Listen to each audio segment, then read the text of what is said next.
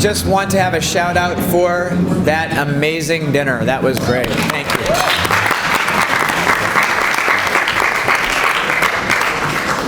All right, this would definitely please Louis that we're running late. He would be happy about that. Things are taking longer on his behalf than otherwise would be the case. It doesn't please Julia. She's type A. So she and Tiffany have asked me to get things rolling again. So thank you again, everybody, for just making sure that this remains just such an amazing evening on behalf of all the sentiments that have been shared. So we do want to get through the people who are talking, as well as have some time for some open mic before the end of the night. But we've been told that it's a hard stop at 11. So, but again, we could be like Louis and say, go ahead, pull me off, right? Anyway, we want to introduce Ann Schmitz and Aaron Kaufman, great friends from here in Piedmont, who are now going to say a few words. So thank you.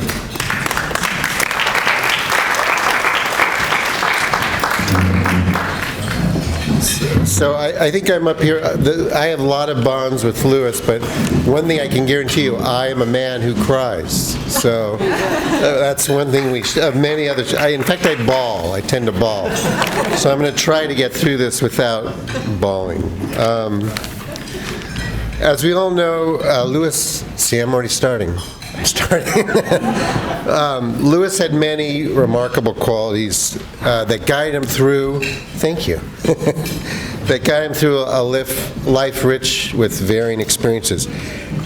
But I think back, like, what has always amazed me is one of his life chapters was his first job after college. He came to LA and was a door-to-door encyclopedia salesman.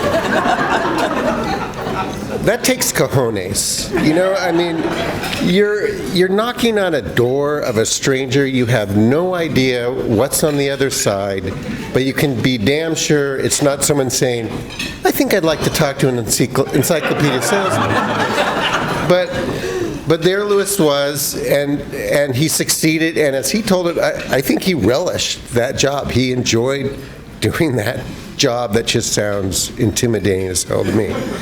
And I think that on some level, that quality of being able to talk to strangers, as you've heard over and over again, and that ability to communicate, made him a great marketing guy. I mean, he was a genius at it. And so I've always thought back that, that was kind of the mark of this man, is he was an encyclopedia salesman and was good at it. But since he's passing, I keep on reflecting on Louis the encyclopedia salesman. And the more I thought about it, I actually think it speaks deeper to who he was, and his humanity. Because I think what he really enjoyed was humans. He, like nobody I know, he just relished getting to know strangers, getting to know friends better, and he just loved talking to people. And he would reach out to the quietest in a group, or the person who looked sort of out of sorts or awkward. He would go to that person and he would just start talking to him. And I think it was because he was curious about that person, but he was also a mensch. He wanted that person to enjoy what he was enjoying. And I just saw it time and time again. And I think a lot of us quieter people are here celebrating him because of that outreach he would do. And it was driven by curiosity. He had strong views, as we all know, and he could articulate them with incredible intelligence and passion and humor. But he also was incredibly open-minded, and I think that was a foundation from the get-go of our relationship with Louis and Julia. I think one of our first dates, I think, was during the run-up to the presidential campaign where Obama was running against Hillary, and we switched horses to Obama. And we had a 3-hour conversation because Louis wanted to know, why are you supporting Obama? And that was classic Louis. He would always ask, I would see time and time again, he would ask people, well, why do you think that? Why do you say that? And it wasn't argumentative. It was, I really want to know why you have a different view than mine. I want to hear about it. And he might not necessarily agree with you then, but over time, he would start adopting, and we would start adopting his viewpoint. And I think that was really unique, that he had strong views, but he enjoyed hearing other people's strong views and considering them. And that, we were blessed, especially during COVID, with endless conversations where we shared views about everything profane and profound. Let me see where I am. I'm off script. Okay, see, I did mine like this, so I don't have to have glasses. Anyway, I think our kids, Sophia and Danny and Ann and I, we're so enriched with all those conversations we've had with Carly and Max and Julia and Louis. Throughout his illness, throughout COVID, I think we're all better because of that. Which leads me, this is the hardest part, was the last conversation.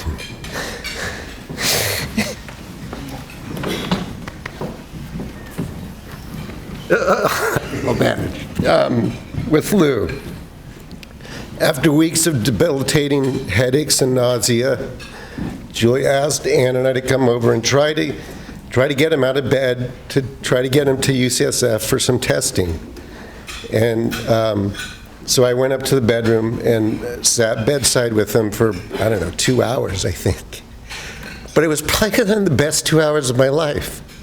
Because even though he was nodding in and out because he was so weak, he was Louis. He was funny. He was interesting. And I'll admit that probably an hour and 15 minutes of that time was going through the Warriors roster, player by player, weaknesses and strengths, what Coach Kerr could do to make the use of those players. Probably the same friggin' conversation we had the week before, and the week before that, Danny would be there. Everyone else would start to walk away. But anyway, that was probably a better half of that conversation I had at bedside. But also, he also, during, while in immense pain, still had his Catskill humor skills. I'm trying to coax him to get out of bed so he can go to USF, and I keep on saying, we need to get you to acute care. What does Louis say? Acute care? I've been there countless times. I never saw a cute nurse in there at any visit. But that was Louis. So it finally came clear that we were not going to be able to get him out of bed, and we had to call the ambulance. And I just read that image of seeing him transported from his home to the ambulance. But in typical Louis fashion,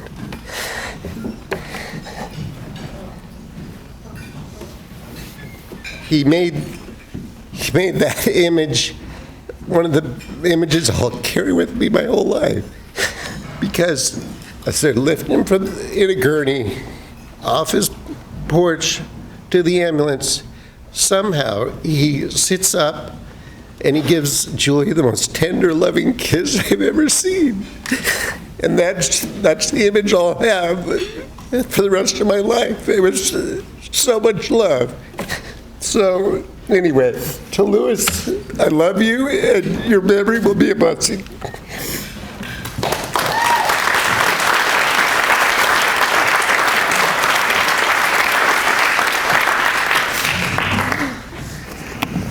Okay, that's a little hard to follow.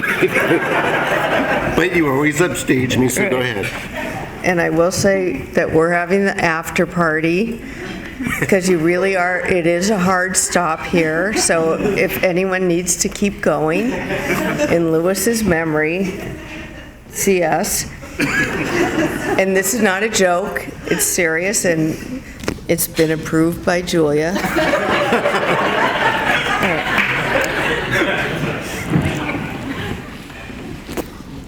All right, normally when I speak, I for those of you who know me, when I speak off the top of my head, but I knew today it would be too hard. So I wrote it out. It shouldn't surprise anyone here that my friendship with Louis began with our mutual inability to leave any gathering. It was pretty much a given that one or both of us was always the last to leave. There was always just one more thing to say. I think we never met a party we didn't like. Even a bad party provided us with endless material to chew over. We used to marvel at how we could spend 8 hours talking about nothing, as described in Seinfeld, and yet always have more to say. According to Merriam-Webster, some synonyms for analyze are break down, deconstruct, dissect, diagnose, evaluate, examine, scrutinize. Louis did them all. And he could also do the opposite just as well: blend, combine, consolidate, harmonize, integrate, synthesize, unify. Just as important, some synonyms for laughter are break up, cackle, chortle, chuckle, crack up, giggle, hee-haw, roar, snicker, split one side. Louis did every one of those, and he made sure that everyone else did too. But enough about trying to describe Louis with words. What I'm left to struggle with is, what does it mean to say my friend died?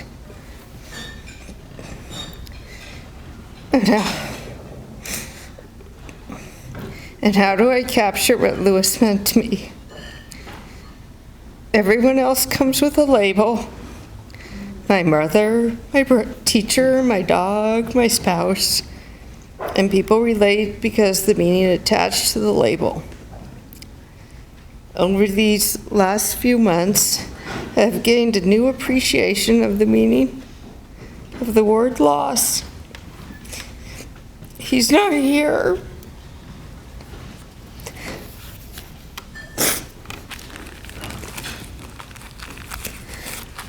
And somehow, I always thought he would be. But enough of that. That wasn't what Louis is about.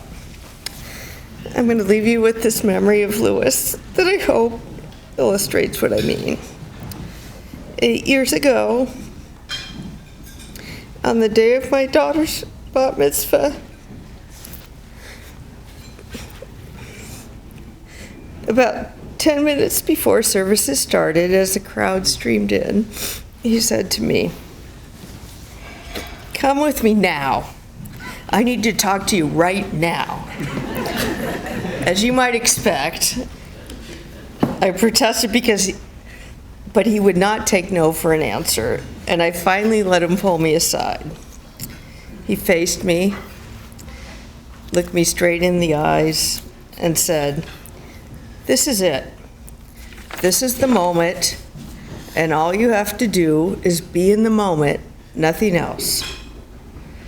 Look up at Sophia, forget the lunch, forget the party, forget the relatives, forget the friends. This is the moment.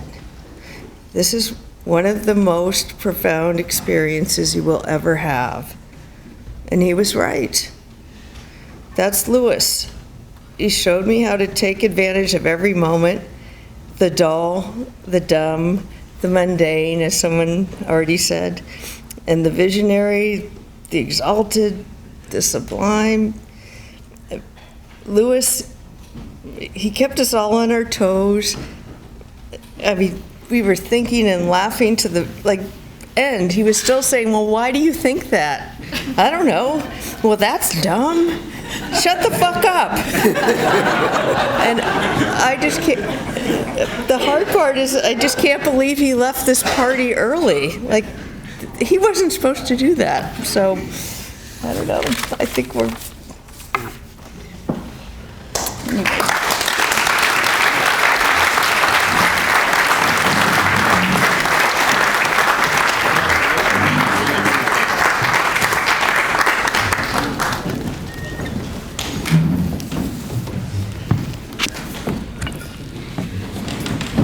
Okay, we're going to lighten it up a bit. Because you know how everybody's been talking about Lewis could actually talk to anyone, and 5 minutes later they would be best friends and share life stories? Allison and I, Holly and Carrie Savis, and Lewis and Julia went to New Orleans for Jazz Fest. About 3 in the morning, after marauding around Bourbon Street, Lewis calls me and says, "Hey, get over here," because I had actually gone back to my hotel room to go to bed. He has me go meet him at the bar that he's at. Except it's not a bar, it's a strip club. So, of course I go meet him. Why would I not? And Lewis has made very good friends with a stripper. But I am not fucking kidding. They were sitting and talking.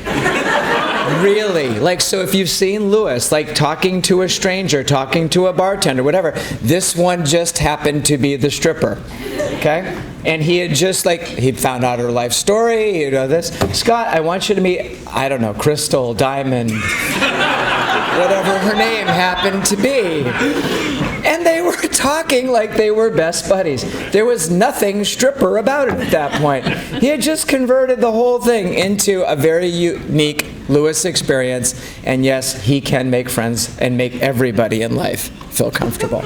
So just so you know, the boundaries don't just go to cab drivers, whoever else it is. So very good, true story. So next person. He'd be happy I told that one. I don't know if my wife and Julia were happy that they told. You guys were in bed by then. I think you were, right? You were asleep. Anyway, I would love to welcome up now Todd Summers, who's a great friend from Lewis's growing up. So, Todd? You know what? We're going to do it Lewis style. Lewis style, Hold walking around? the mic. Walk around. Yeah, there you go. Thank you for lightening the mood and offering it. Julia had asked me if I could step in and read on behalf of Eddie Maxwell, who wasn't here, and I, of course, said yes. But I also said, you know what, Julia, if I have the mic and it's Lewis's night, I have to say something on my own. I can't just read. So if you can all indulge me for a minute while I speak a few things, if I can get organized here. Eddie's a 2-pager, front and back. I'm a half a pager. But I do need my glasses, so bear with me.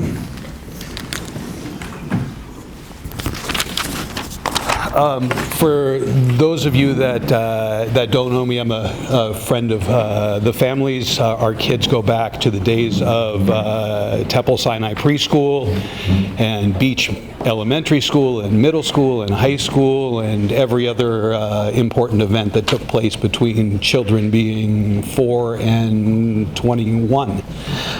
So a lot of conversations and a lot of good times on that. Professionally, though, I am a salesperson, and I manage salespeople, and I do a lot of training in that. And something hit me the other day when I was preparing to work with some of my people, and I was reading something on it to try to get them to listen, and Lewis came to mind. And what I found was this phrase, which many of us have heard, and it's, ears give people the ability to hear, but listening gives people the ability to be heard, and to be here and in the present. Listening makes understanding happen so that communication is actionable and insightful. And I read that in my work mind, but my personal mind went to Lewis, because Lewis was probably the best listener I have ever met in my life. He listened to the words you said, he listened to what you didn't say, and if he didn't get to a spot where he could communicate an actionable and insightful item, he kept asking you questions and kept getting you to talk until he fully understood what you said. And there's not a lot of people out there that can do that and have that skill set. And it was pretty amazing to me every time we would talk, because he would just keep going until he got to the point where there was something that it clicked in his head. And if he didn't get there, it didn't stop. you just kept going, and the night got later and later, and the drinks kept going, and more drinks kept going, until ultimately you got to that spot where it clicked, and he understood that. But he wasn't going to let go, and that was the kind of friend he was. And I think professionally, for those of you that worked with him, you probably saw that day in and day out in his work life, that his listening skills were beyond pair. The other thing about Lewis was that he was an incredible problem solver. A lot of us, myself included, avoid problems. We don't want to be a part of them. We want to move on and go to something else. And Lewis would dig himself into problems or situations that he would always try to resolve. And the one that jumps to mind, and Ann and Aaron were intimately a part of it, as was my wife Teresa, was our children's bar mitzvah. And we knew from the start that we would be making a pilgrimage to the Oracle of Lewis when it came to bar mitzvahs. And we made our way to Lewis, and we had long conversations with him about how do you plan this event, and how do you do it, and how do you pull it off. And what was amazing was Lewis understood, with an event like that, what was important for the kids, what was important for the crowd that was here, and most importantly, what was needed by the parents that were putting it on. And we would have these long conversations with him about how do you do this, how do you get this event to go off, and the likes. And his insight was amazing when it came to these things, and he was immensely helpful. And as you can imagine, it's an emotional time. In this case, it was 4 times emotions, because it was myself, my wife, Aaron, and Ann, and our kids who were doing it together at the same time. And so there was a lot of complexities, and this came back around to Lewis's listening skills. He listened to all of us, and he understood what was important to us, and reacted to that, and was immensely helpful. And so the one thing that really stood out with me was we had decided that the venue to have it at was right here, where we're all at. This was the right size, it was the right price, the location was there, and everything else. But in the small print of the contract, there was a problem. And the problem was no hard alcohol. And Lewis pretty quickly saw this is going to be a big problem, and I got to step in and resolve this, because these 4 aren't going to be able to solve this problem. And so Lewis thinks about it, and he thinks about it, and then he says, I have a solution. He says, I know the solution to this problem. The venue that you're going to have it at will allow they called it a family tradition cocktail. Right? So you're not allowed to have hard alcohol, but you can have it if it's part of your family's tradition, because grandma can't come to the bar mitzvah without having her cocktail. Right? So Lewis has this whole thing figured out. And then it goes one better than that. He says, your family tradition cocktail is going to be a Long Island iced tea. Right? And so we looked at him and we said, who the hell has a Long Island iced tea? Is there, this is the craziest drink ever. And he says, no, hear me out on this. He says, a Long Island iced tea has vodka, rum, tequila, gin, triple sec, simple syrup, lemon juice, cola, and a lemon wedge. He says, that's the recipe. And of course, we're about to throw up. This sounds horrible and the last thing that anybody would want. And he's like, you guys aren't getting it. Once that alcohol is in the room, you can do anything you want. He says, you're going to walk up to the bar and you're going to say, I'd like a Long Island iced tea. Hold the rum, hold the tequila, hold the gin, hold the triple sec, and you have a vodka tonic. If you want a shot at tequila, it's there. You're in. And he knew once we were in the door, it went. And guess what? It worked phenomenally. If anyone here is listening,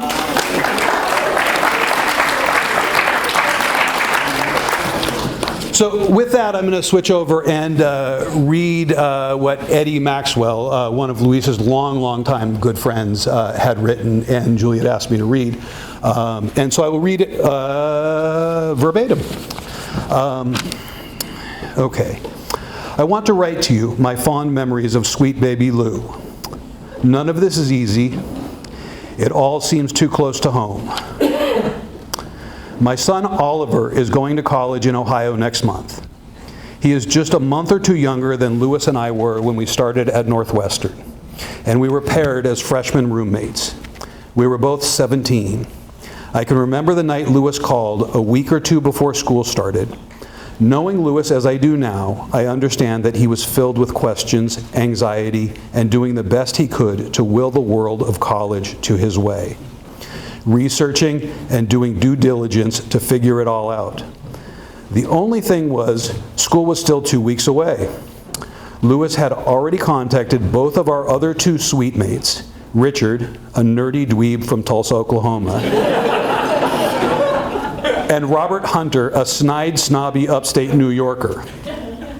How did I know this? Well, Lewis had already sniffed them out.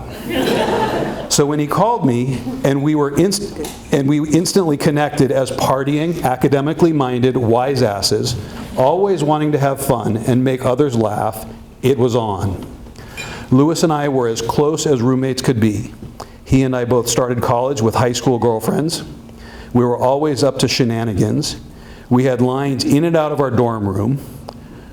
We would literally sell pot back to our roommates and some of their friends that was actually theirs to begin with. See, Lewis figured out there's higher profit margins if you sell what's not yours. Free is free, exactly. And free is money if you can sell it back, too. He knew that.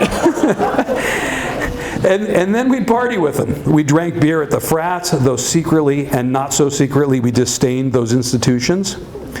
The RAs thought we were wiser and more worldly than we were. The RAs hosted the roommate games and wanted us to win. So we got the questions in advance, made up plausible and ridiculously colorful answers to them, and of course, won the dinner for 4 prize. We always had the newest Springsteen album on the turntable. We wore out Born to Run, knew all the words to every song on the river, and if you didn't dance when Rosalita was playing, well, you just were dead inside. As some time went on, Lewis and I both transferred to more acceptable schools. I went out to California and then came back to Northwestern, then finally transferred to Berkeley for good. Lewis, after 2 years at Northwestern, had had enough.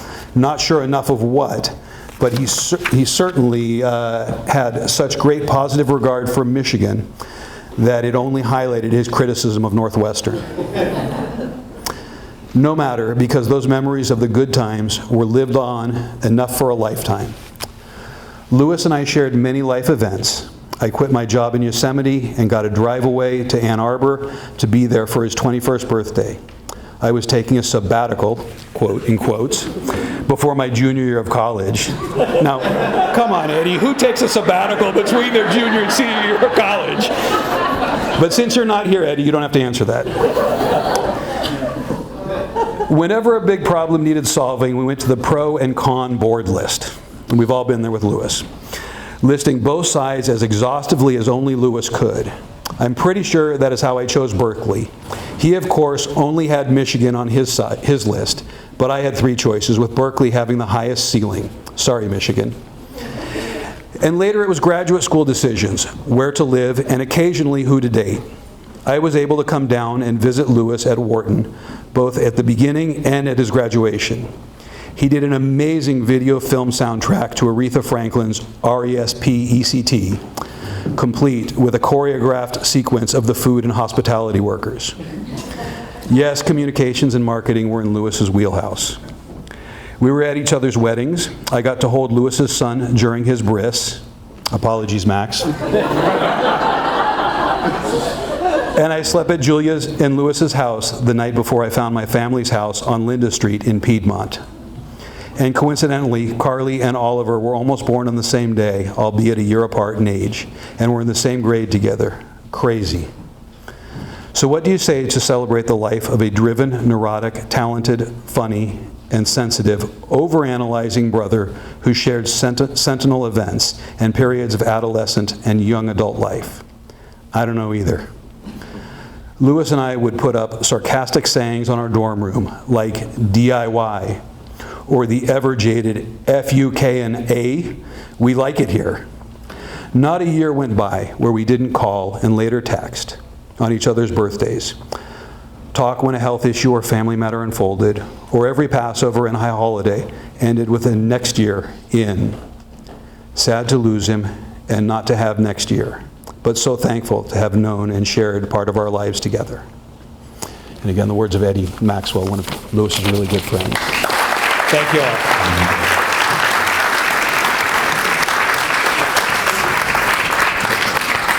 Wonderful time.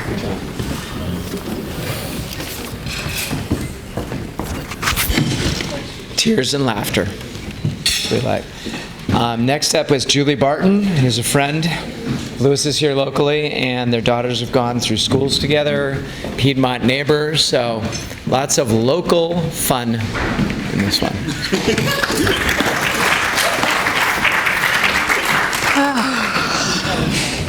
Hi, everybody. Lewis and I met in 2009 when Carly and my daughter Rachel were in Mrs. Quintella's kindergarten class together. This was before smartphones, and Lewis walked in on the first day of school carrying one of those huge silver video cameras, following Carly around with the eyepiece glued to his face, smiling and laughing. And I liked him right away because those big, bulky camcorders are super dorky, and he did not care one bit. He wanted to remember that day, and for Carly and for the rest of his family to always remember it too. Our early friendship was based mostly on inappropriate humor. We cracked each other up. We'd be on the sidelines at a first grader's soccer game or in the audience at an assembly at beach, and Lewis would deliver a mischievous one-liner that would leave me laughing so hard I would have to stifle myself so as not to interrupt Principal Valdez's speech about how important it was to be a perky and dedicated classroom volunteer. I would try to make him laugh just as hard, and he was nice enough to sometimes oblige. So when he got sick, I found a card that said, "Please let me be the first to punch the next person who tells you everything happens for a reason." I meant it, and he texted me and said that he agreed. He'd always hated that saying. Lewis and I connected there in that place of not pretending, of just telling the truth. It was an incredibly refreshing friendship. And when so many people emailed him back and sent cards and gifts after he shared his initial diagnosis, the outpouring of love moved him so deeply. And I just don't think before he got sick that Lewis really knew how beloved he was. Hearing back from so many of you seemed to help him begin to see that. I want to share one of my favorite memories of Lewis before he got sick. I was at the Emeryville Target on an average errand run, pushing my red cart along, buying boring things like toilet paper, when I saw this joyous couple, locked arm in arm, practically skipping, giggling and walking and talking, and I squinted and looked closer, and I saw that it was Lewis and Julia. And when I waved them over, they walked down the soap aisle, and Lewis whispered, like he didn't want the grown-ups to hear, "We just went to the movies at 11 a.m. on a Wednesday." And the retirement had just happened a few weeks prior, and they'd gone to the movies in the middle of what used to be a regular workday. It was like Lewis was saying, "Can you believe we get to do this? Can you believe we get this life?" Like all of my encounters with him, I walked away smiling and feeling a little bit lifted. After the diagnosis, Lewis was disappointed not to be able to join Julia when she dropped Max off for his freshman year at Washington University. And the treatments wouldn't allow it, so Lewis had to put Julia and Max into an Uber and then walk back into an empty house.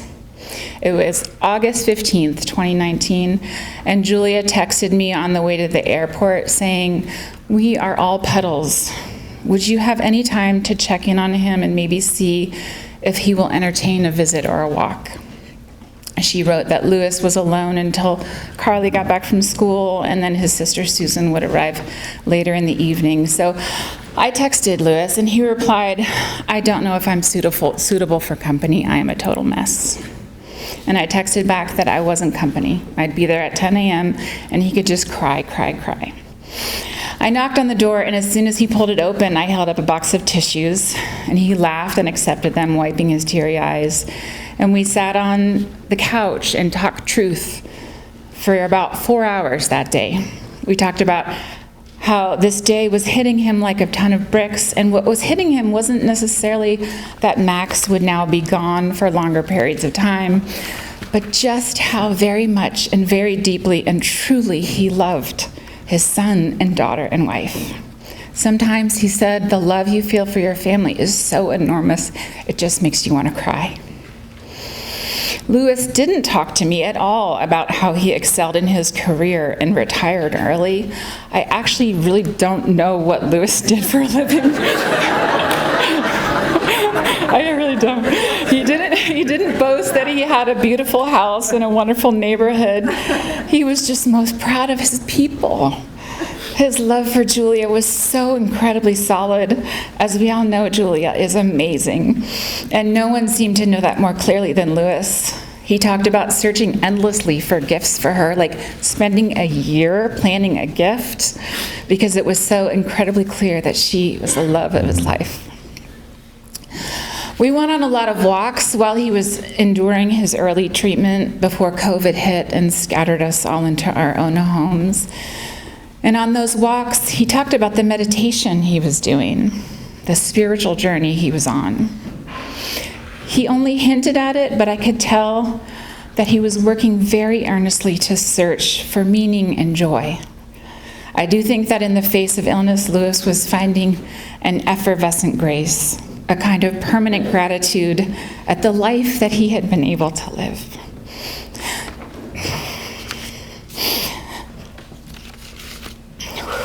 The thing I know for sure is that before Louis died, he was more than anything so grateful for you. Julia, Max, and Carly, you are his life, his loves, his everything. He will forever love you and be proud of you. It's such a huge loss for all of us that Louis is gone. There is no way around that fact, but what I will always remember most about him is his laugh, his very subversive and brilliant sense of humor, his unwavering attention to whoever he was speaking, his constant questioning of everything, and his way of championing great people.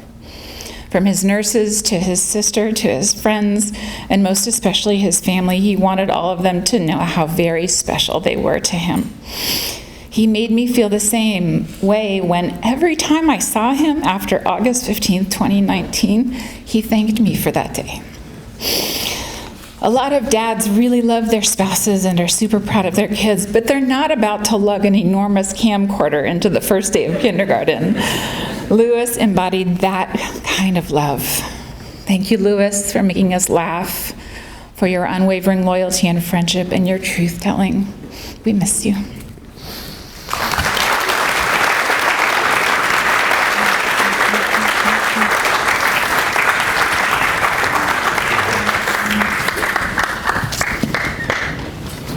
That was beautiful. Thank you very much. Next is Simon Flemingwood, who's, again, another local. So he's going to talk stories about here in town and at Clorox.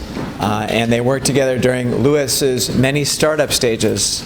And I just heard during the break that someone worked together with him for, I think, 7 jobs in startup stages. So Louis definitely had a great startup career. So there you go. Thank you.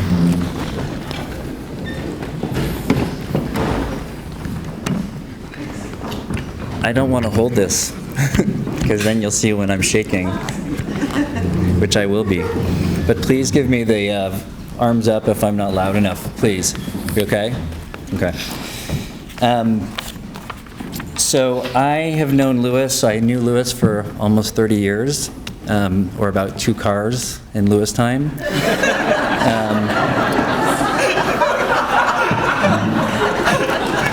Thank you. I really wanted to land that one. I wanted to thank you guys for the opportunity to talk about my experiences with Louis. I consider it a great honor. I just wanted to share a few reflections of my time with him as my boss, my mentor, and ultimately my very close friend. And just to step back a moment, like many people in this room, I worked at Clorox in the early 90s. Show of hands. Yeah, there are at least 10 in here, that's for sure. I knew Louis there. I knew of him. I didn't know him. But I did know Julia. And one fateful weekend day at Noah's in Laurel Heights, Julia let me know that Louis was hiring in his new startup and wanted to know if I was interested in talking to him. He and I got together to talk about this job, and so began one of the most significant relationships of my life. What Julia and Louis didn't know, and I'm not sure they still know, at the time I was experiencing some inner turmoil, having a crisis of faith in my career, but also in my own abilities. And it was a very vulnerable moment in my life. But that's important backstory that will come back in a moment. But Louis and I set out on this 5+ year journey of working in startups together that would take us through, it wasn't 7 companies, but it was 7 jobs. It was 4 companies, trying to answer some of the world's biggest questions. For example, should Big Bird or Cookie Monster be on the cover of the kindergarten package? What color red should Elmo be? I'm just kidding. They wouldn't let us decide that at all. Is Kevin O'Leary a crook? Okay, now who knows who Kevin O'Leary is? Mr. Wonderful, Shark Tank. He was our boss at the Learning Company. He was a crook. And ultimately, what the hell is this internet thing? And are we going to need to understand it?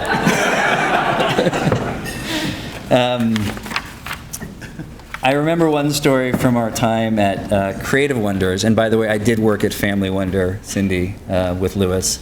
He took me there with him. We had to go to New York City to convince the Children's Television Workshop, which, if you remember from your childhood, were the makers of Sesame Street. We had to convince them that we needed to completely reposition their line of software, educational software titles, because we were from Clorox and that's what we did. That was our playbook. We're going to need to reposition this. And I recall, this will shock many of you, I recall Louis giving a great deal of thought to what we had to wear. Ultimately, he decided that he would wear a tie and I would not. And the intended effect was to give him gravitas in case we needed it, to convince them. And ultimately we succeeded in convincing them, and our repositioning grew, that's my Clorox moment, we grew revenue by 1,000% the next year. Hold your applause, please. But honestly, mostly what I remember is the impact that Louis had on me. I remember his integrity. I remember his high standards, his intellectual curiosity, his love of the process, his ability, it's been said by many, his ability to listen and to consider problems from every angle, even angles you didn't know existed and really wish didn't. And I literally have written here, why do you say that? And in my head, I can hear Louis saying that exact phrase in 15 different intonations. Why do you say that? Why do you say that? I remember how much fun we had, how much we laughed, how much we took joy in making each other laugh. And most importantly, for me, I remember that his belief in me was stronger than any insecurities I felt. And I remember a very specific memory before a big meeting at the Learning Company with Kevin O'Leary. He could tell I was nervous, and he said in his Louis way, "What are you worried about? You're way smarter than all those guys." And he meant it. And his belief in me was infectious, and it was given generously, and it's a big reason that I was able to move forward in my career the way that I was. Our professional lives, they diverged after these companies. He went to Leapfrog, and he did give me a job offer to go to Leapfrog, which I decided it was time that I needed to go out on my own and take my first VP of marketing role at a new startup. And a few years later, after my team had created and launched Flip Video, Louis said to me that my work was impressive. And I don't think any compliment ever meant more to me than that. This process of reflecting on my path with Louis has helped me to clarify the impact that he had on me and my life. So much of who I strive to be as both a leader and a human is rooted in my time with Louis. In many ways, my professional life can be seen through the lens of paying forward what Louis gave to me.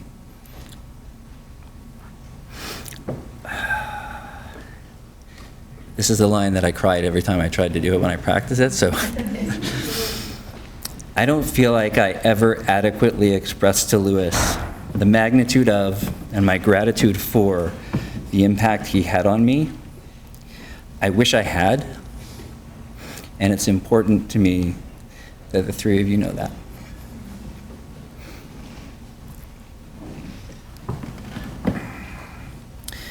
Our friendship continued in the years after working together. We developed a mutual trust and an intimacy that let us talk about anything. Our conversations were never short. I'm guessing that's not unique to me. Our last conversation was a marathon coffee date in December. We effortlessly caught up on everything over biscotti. Biscotti? I don't know how you say that. I'm Canadian. At Cafe Trieste. I dropped Louis off at home after that. When I got home, he was on the phone with my wife, and they talked for another hour. He referred to it as a BOGO, which was awesome. But I am so grateful that we had that time, and I will always treasure it. And like all of our conversations, I left that one understanding his deep affection and admiration for you, Julia, and his fierce pride and love for Carly and Max. It was so top of mind for me when you two spoke, when three of you spoke at the funeral. I felt like I knew everything you were talking about, and that meant so much to me. To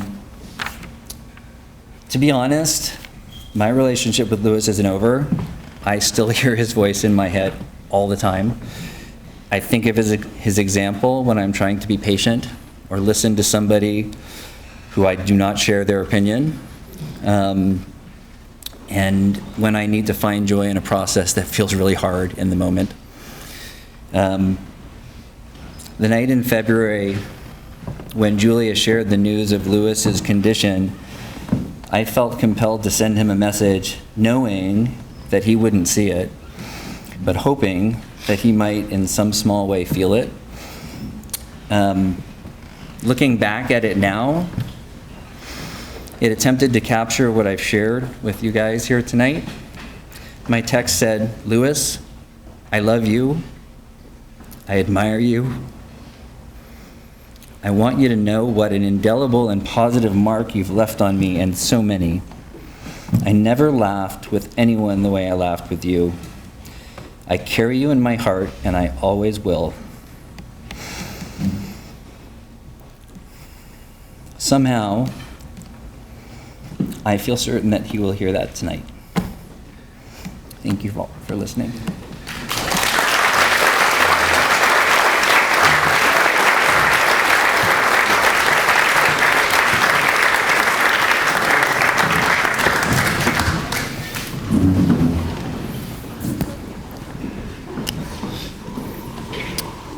All right. Next up is Cynthia Soloway. It's Lewis's cousin. And this is this a video?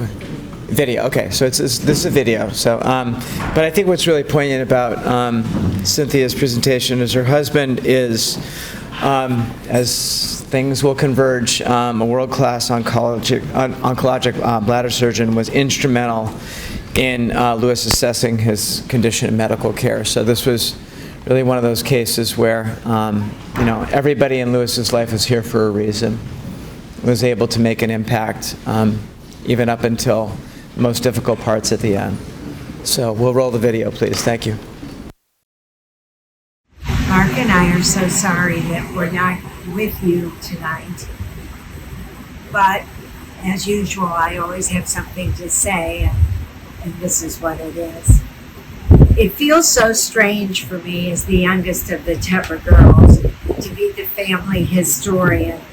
But for me to speak of that's my sisters, Eileen and Edie and Armand and Sonia, our relationships with the youngest of the Roitblat children is truly an honor. I hope that I do those relationships the justice they deserve. For my sister Eileen, Lewis's birth came together on the same day with the birth of her youngest son, Philip. Al, Lewis's dad, was for all intent and purposes our brother, and Sonia's brother, who she raised from the age of 13. So the birth of these two very special human beings was clearly symbolic of our intertwined family histories and the immeasurable love we all felt as members of the Roitblat Tepper clan. I was a teenager when Lewis was born. You would have thought that both Lewis and Scott, who cherished the relationship with my mom, would have taken to this super cool teenage cousin. But that is not exactly how it came down. Lewis cried every time I came near, and Scott was also not that crazy about me. Of course, it could have been because Edie and I had threatened to stuff Robin and Susan in the garbage disposal. At any rate, in those earliest years of Lewis's life, I was kind of a pariah. I cannot tell you how happy I am, though, that all that changed over the years, because even being a small part of Lewis's life was so enriching for me in ways I cannot even express. As a spokesperson here for Aunt Sonia, I have to say that she felt that she had a very, very special relationship with Lewis. There were many conversations where he shared his concerns, and being the woman Aunt Sonia was, she always provided the best counsel. I think he recognized that bond and felt a kinship to her as she to him. When Mark and I moved back to Cleveland from D.C. with our two small children, Lewis and Scott were our weekend entertainment, either at home or at the Roitblat Huntington Menagerie. Lewis and Scott had already developed numerous comedy routines, and they would not let a Sunday go by without trying them out. And of course, we were enthusiastic audiences. When they came to our house, we may have had a game of knee football in our furniture-less living room, to be followed, of course, with a comedy show. There was so much joy in those years. Even though he hated our alma mater, Northwestern, and fled to finish at our nemesis, the University of Michigan, that never came in the way of the connection we felt for Lewis. Lewis made us laugh. He made us think outside the box. He was a Roitblat with the Miller genes to know how to have a good time wherever he was. 2 visits to San Francisco after the birth of Max and then after the birth of Carly gave us some insight into who Lewis was as a father. A true caretaker, a fun maker, a loving, patient, and creative dad. He had translated the good in his upbringing and incorporated with his own generosity of spirit and enthusiasm for life. We also got periodic updates from Julia when she came to Miami for business. I loved staying in connection with Louis, although we also were always laughing. Embedded in those comedic repartees, there was always a very important message that oftentimes I did not realize was there until later. When he was diagnosed, Mark felt responsible for trying to get him to the best people he knew. For us, it was very close to home, and his concerns truly became our concerns. But like everything in Louis's life, he approached his fight with bladder cancer as he approached everything, by questioning, by not giving up control over all the decision making. And I know I speak for my family members who I represent tonight. Louis was one of the most loving, caring, charismatic, creative, intelligent, and personable human beings. He was a thinker, and as my mom and Sonia loved him to the depths of his heart, we all did too. Even though we do not get to choose our relatives, there's no doubt that he would have been at the top of our draft choices. The one thing I'm assured of, and I know you all think that I'm nuts, but he and my dad, Sam, are in highly intense intellectual conversations, and my mom and Eileen and Joyce and Uncle Al are there as always, showering him with love. I was just saying those speeches are just so inspiring, and it's just great to hear some of those stories because they just resonate so well with my own perception of what a just wonderful human being Louis was. When I think about Louis, there's just so many remarkable qualities to highlight that it's really difficult to know where to start. So I decided to start with some of his other qualities. One of the things I loved most about Louis is that he wasn't at all opinionated. Yes, as you all know well, Louis was shy, quiet, and reserved, and always kept his opinions and judgments to himself, especially the negative ones. I first learned this about him before I actually met him, when a mutual friend of ours introduced us. It was 2005. I had just started a new company that was focused on gaming, and in particular poker. I was looking for a chief marketing officer. By the way, that is what Louis did professionally. He was a chief marketing officer. John Love was an executive recruiter who knew us both well and was convinced that we would work really well together. John tried to set up a meeting, but Louis told him he wasn't interested. After all, he had just spent the past decade or so of his career focused on children's education and cleaning products. He also wasn't interested in working for someone who didn't have that much experience, which was me at the time. But John was persistent, and Louis eventually agreed to meet. So we met in my office. Louis walks in, sits down at the conference table, and the first thing he says to me is, "Just so you know, I'm not interested in a full-time role." So if you're looking for a full-time chief marketing officer, I am not that person. I'm willing to do some consulting, but that's it. Nope, not opinionated at all. 60 days later, Louis became our full-time chief marketing officer and spent the next 10 years at the company. I guess I'd have to say that he had some strong opinions loosely held. It always makes me smile when I think about that first meeting. Louis and I worked closely together during those 10 years. I was reviewing some old materials as I was putting together my thoughts for tonight, and I even called him a consigliere in one of his performance reviews. Perhaps he was right about my inexperience. As Julia likes to say, I was Louis's day spouse or work spouse for 10 years. She listed me on the agenda for tonight as boss/friend. I never really considered myself to be Louis's boss.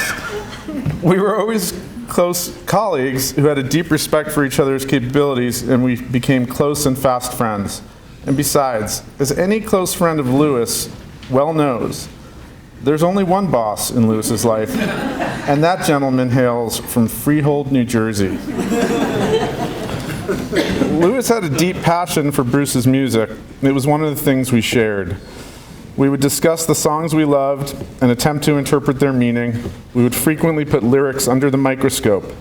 Is it Mary's dress sways or is it Mary's dress waves? No one is ever going to know. We would anxiously anticipate new albums. We would concoct elaborate plans to outwit Ticketmaster in an attempt to make sure we secured tickets to his concerts. And of course, we would relish going to the live shows whenever the E Street Band would come to town. We went to 3 Springsteen concerts together in all. A couple of years ago, I was standing in the security line at SFO, about to board a flight to Europe for work. It was going to be a long wait in line, followed by a long flight. I was not happy. I called Lewis to check in, only to learn that he himself was standing in line, but he was at the St. James Theater in New York about to see Springsteen on Broadway with someone else. Needless to say, this betrayal was grounds for a work spouse divorce. Luckily, he was with his home spouse and not with some, non-fan. I remember once he told me that Bruce was one of his only heroes in his life. It didn't surprise me that Lewis revered Springsteen in this way. While he certainly loved the sound of the music, I think it was Bruce's lyrics and storytelling that resonated with Lewis. Bruce's songs are all about finding truth and meaning in life, and Lewis was always a seeker of truth and of deeper meaning in everything he did. And I heard a lot of people talk about how he analyzed and deconstructed. Everyone knows that about him. He especially did this in his personal relationships in terms of seeking deeper meaning. I don't know if he ever did an Enneagram test, but if he did, I have a feeling he would have been a strong 8. 8s seek truth, justice, and fairness. Speaking of deeper meaning, Lewis was an incredible cultural leader for our company, which was called Pure Play. He was the glue who galvanized our team and made it fun to hang out together. He was the ringleader. He made Thursday night special for our company for 10 years. He created traditions. He established the Mars Bar on 7th Street in San Francisco as our official company watering hole. And he held court there almost every week, building great relationships with our team members and the bar staff, and giving our company and our management team some personality. Honestly, Julia, I don't know how you put up with this. I hope you were having fun. Lewis was one of the most creative people I've ever been lucky enough to meet, much less to work with. There were countless examples of his creativity at Pure Play over those 10 years, and he taught me so much about how to come up with creative solutions to problems. For instance, when a company called Zynga was having huge success with games like Farmville, Lewis came up with Weedville and Crackville. Lewis was a marketer, but he was also an exceptional product person. This is the boring business part. And as I focused my career more on product development in recent years, I've leaned heavily on what he taught me. He was truly a great mentor. Over the last 7 years since we last worked together, I often find myself asking the question, what would Lewis do in this situation? Just like many others. The Oracle of Lewis, I think somebody said. But his creativity wasn't limited to his career. It pervaded everything he did. On Thursday nights at Mars Bar, he used to order a drink that wasn't on the menu, which he called a Tic Tac. A Tic Tac consists of a beer glass filled about halfway with Red Bull, into which you drop a shot glass full of vodka. And you're supposed to drink it really quickly. I don't know why. There are some actually who say that Lewis invented the Tic Tac. I'm not actually sure about that, but what I do know for sure is that Lewis convinced the Mars Bar to add it to their menu back in 2005. And I can confirm, based on a recent visit, that it's still on their menu in 2022. So I highly recommend going to the Mars Bar on a Thursday night and ordering a Tic Tac as a way of honoring Lewis. Lewis was also my go-to person whenever I needed to buy a gift for anyone. He was reliably able to help me find great gifts even when it was last minute. Julia, Max, and Carly, you guys must know what I'm talking about here. His creativity and his intellect were just amazing. Somehow, he also always knew exactly what to say in every situation. Julia and I were talking about this at the service, but I wanted to just echo it. He was uncannily good at just bringing perspective into every situation. Again, a consigliere, a mentor, and a generally wise person. Lastly, he was the consummate planner. Sorry, Julia, you were definitely an unbelievable planner. But I remember when he planned Max's bar mitzvah and applied his unparalleled creativity all towards making that day truly special for Max and for all of us who were celebrating with Max. It was truly a special day. To me, this reflected just how much he loves his children, Carly and Max. You guys are so lucky to have had him as your father. Louis, you are an amazing human being. I miss you every day, my friend. Thank you.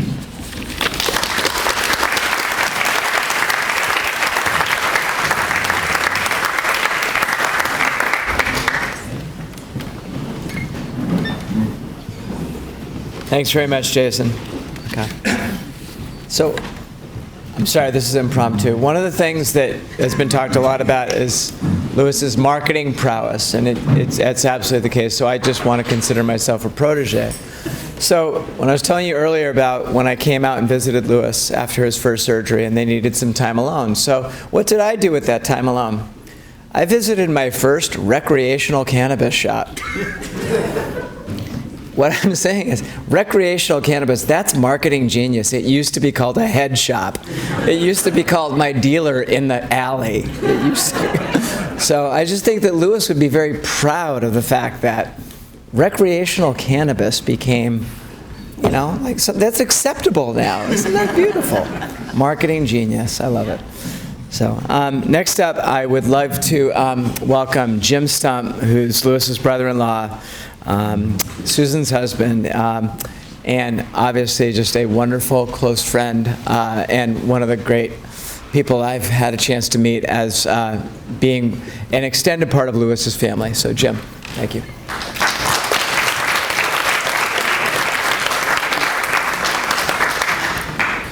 I have to warn you, I fall into the category or the school of Louis and Aaron.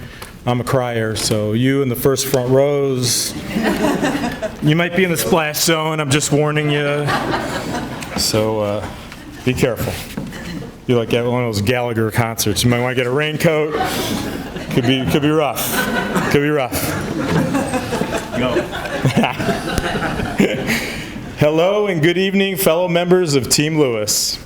Thank you, Julia, Max, and Carly, for bringing us together tonight. It's a special night in honor of a very special man. It is said that you can tell a lot about a person by the people they surround themselves with. Based on what I've witnessed tonight, Louis attracted a most dynamic array of people, intelligent, adventurous, fun-loving, kind, and warm-hearted. Oh, and of course, extremely good-looking. Just a few of the many outstanding qualities that define Louis. It's no wonder that you all played a special role in Louis's life, as he most definitely did in all of ours. By the way, that's a public service so that you could look at that good-looking guy instead of having focus on this guy giving a speech. That was August 15th, 1998, by the way. He was 36 years old. Handsome devil.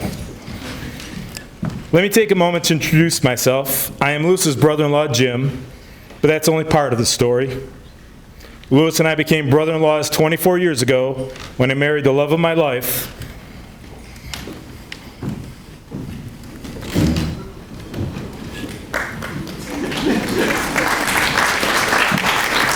I'm prepared. That just so happened to be work. Okay. That just so happened. I'm not going to do karaoke now. Look out. When I married the love of my life, that just so happened to be Louis's beloved sister, Susan. Time has definitely flown by. It seems like it was yesterday that Susan was so anxious to introduce me to Louis. The reality is that it was 25 plus years ago.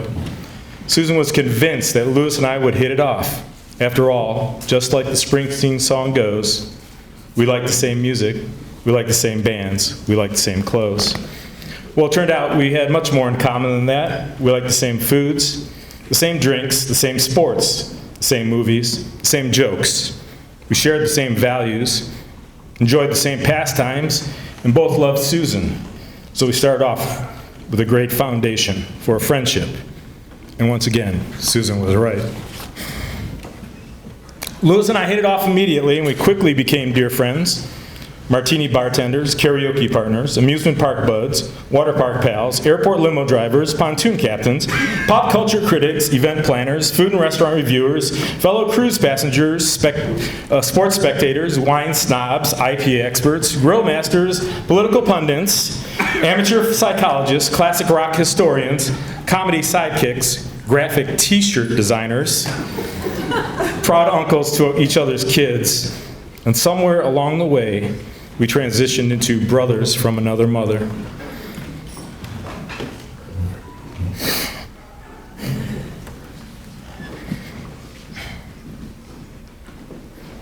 Admittedly, that term, brothers from another mother, has become a bit common and may seem a little bit cliche to some. I can assure you that the special bond that Louis and I shared was neither common nor cliche. In fact, it was quite the opposite. It was uniquely natural and easy, always honest and fluid, and more times than not, laugh till you can't breathe, hilarious. Perhaps our relationship is best explained this way. That's not best, it's best. Perhaps our relationship is best explained this way. If you're really lucky, there are a handful of people you come across in life with whom you connect authentically, can comfortably be yourself, can always depend on to be there for you, and have an enduring impact on your life. They are the kind of people you might not see for a long time, but instantly pick up right where you left off. That passage perfectly describes the relationship that Louis and I shared. However, truth be known, I didn't write those words.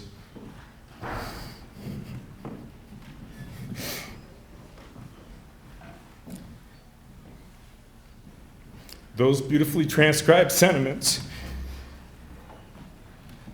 were written by Louis in a letter to me a couple of years ago. I'm sorry. The feeling was absolutely mutual, and the best part was that we both knew it. Louis had never one to keep his feelings under wraps, and for those of us that are fortunate enough to be among his family and friends, that was a wonderful gift that we will always treasure. In that same letter, Louis went on to write the following: I cannot count the joyous time we've shared. Then, in an immediate contradictory pivot, he proceeded to list them.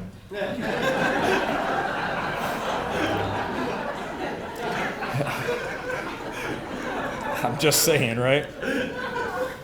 Now, as most of you know, Louis could never resist a good top 10 list. It was a bit that he unapologetically stole from David Letterman. He'd often deploy his top 10 list at social functions, such as birthdays, bar mitzvahs, and even his own wedding. In fact, speaking of lists, in my opinion, Louis is ranked second amongst all-time top 10 listers. At number 4, you have Casey Kasem, David Letterman at number 3, Louis at number 2, and of course, the reigning champion of top 10 listers, Moses.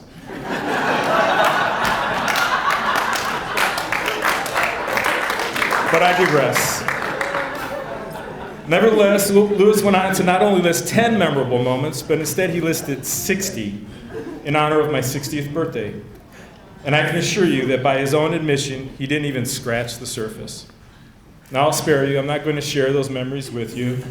There's not enough time in the evening or enough libations at the bar for me to conjure the numerous experiences that we shared, and many fall into the guess you had to be there category. But I can assure you they were awesome, and I am forever grateful that I got to be there with Louis. Okay, I'm sorry, I can't resist. I'll share one of my fond memories of Louis by breaking the golden rule.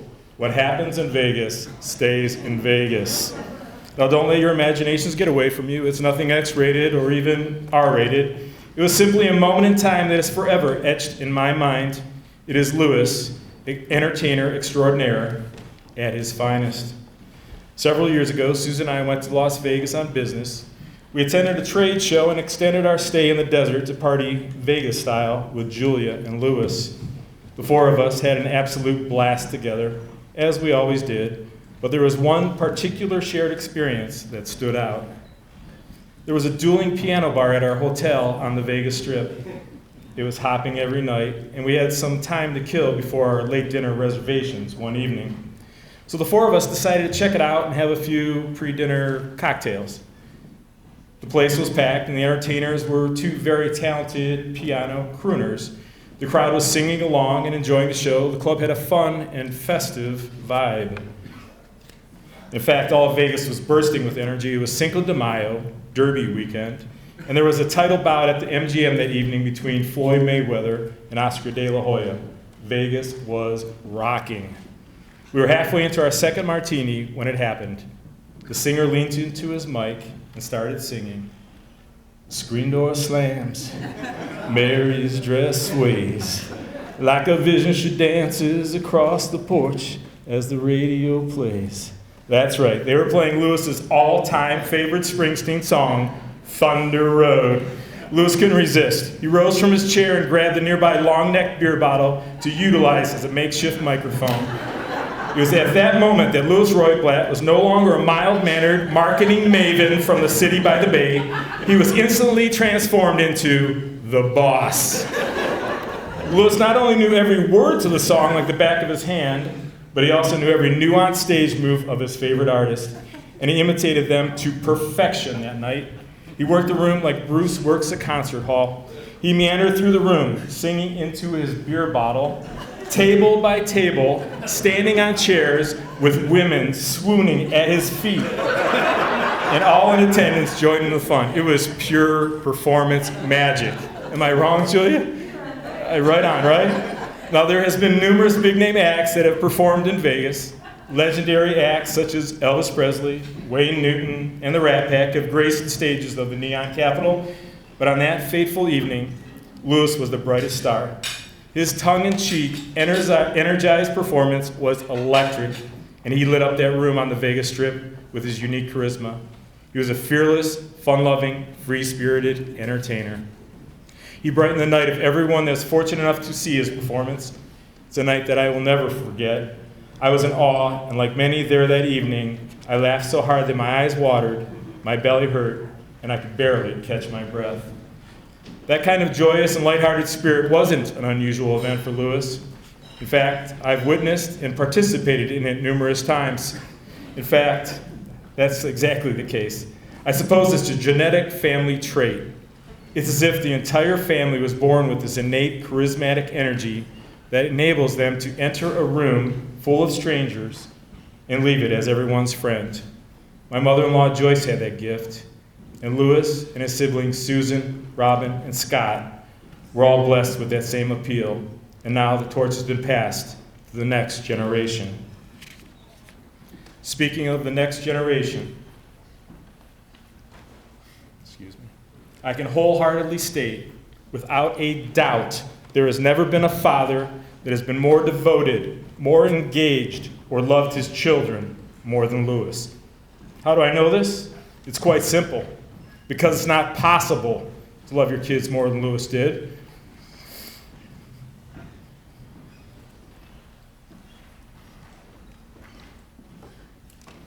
Louis loved Max and Carly with all his heart and soul. He held nothing back in giving his all to provide comfort, support, and opportunities for his children, and it has paid off big time. Max and Carly have grown into extraordinary people in their own right, and Louis couldn't have been prouder of them.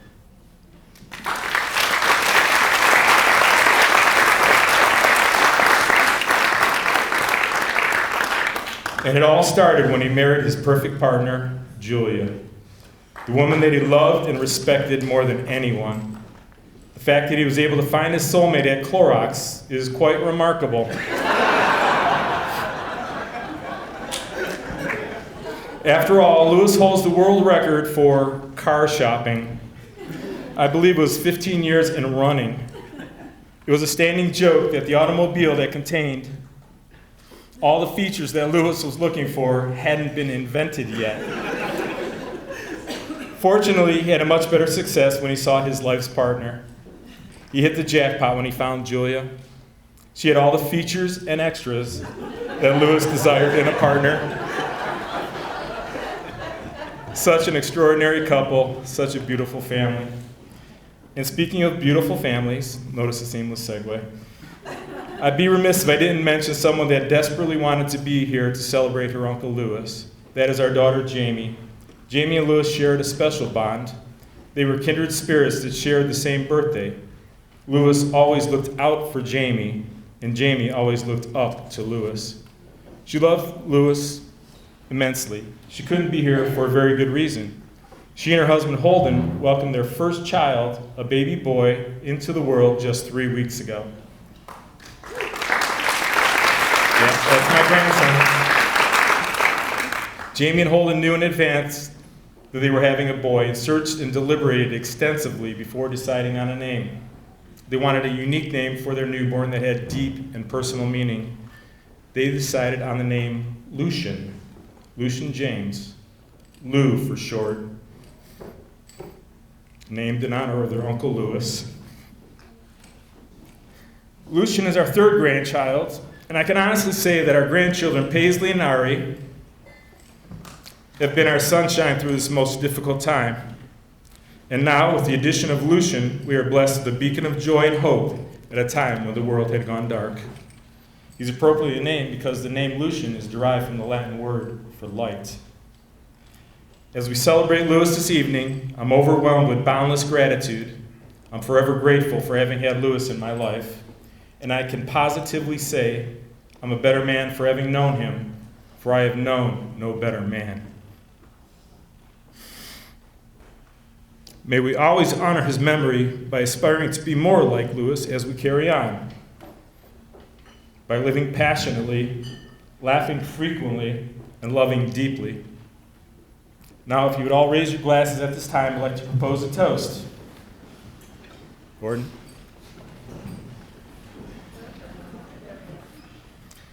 May the legacy of Louis shine on before you, a guiding light from the enlightened that inspires and illuminates how to live, how to laugh, and how to love. L'chaim.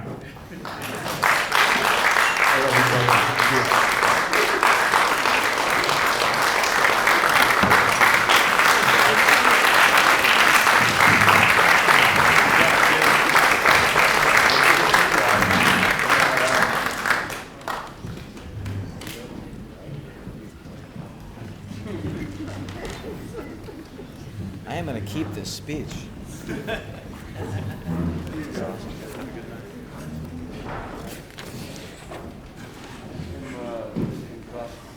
So here's what I think we're going to do. We're going to take a very, very quick bio break because Julia requested it.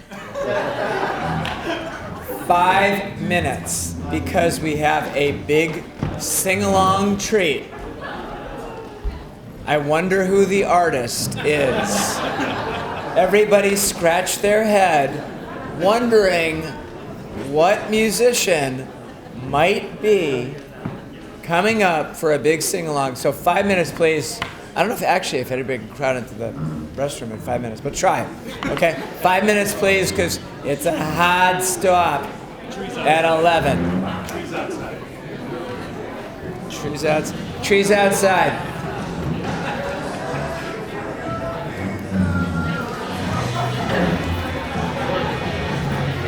I'm going outside. That's a great idea.